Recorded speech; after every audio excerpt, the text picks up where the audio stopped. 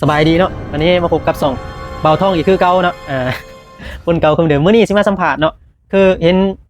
คนโรงเรียนมาหลายเนาะมาสิมาสัมภาษณ์นะสบายดีเนาะ สบายดีทุกคนเอ่ย เจ้าซื้อหยัง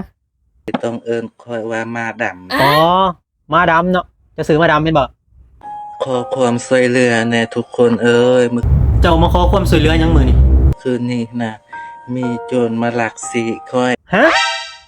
โจรลักขึ้นเฮือนเจ้าป๊าดตัวนี้มันเป็นเรื่องใหญ่เนาะนี่มันมาจากคนโจรนี่ มันมา3 คนเนาะ แล้วมันเข้าได้แนวใดเขาเฮือนเจ้ามันเข้าได้แนวใด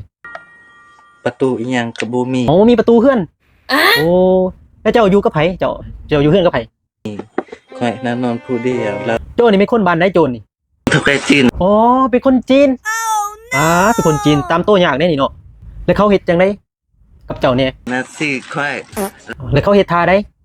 ถ้ามา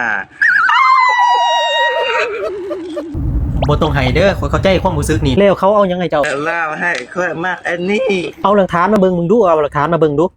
เป็นประจำเดือนเดี๋ยวคอยให้ทุกคนเบิ่งกันเก่งไหนเด้อที่นี่เลยคอยจะได้รู้กับเท่าไก่จีนนะคอยเป็นประจำเดือน ป๊าดติเนาะ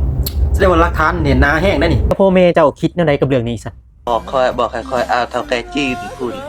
อ่าตกลงเจ้าสิไปเอาผิดเขาเนาะตกลงเนาะแล้วจะซื้อหยังก็บอกไงดูจะซื้อหยัง เวลามาดำนะ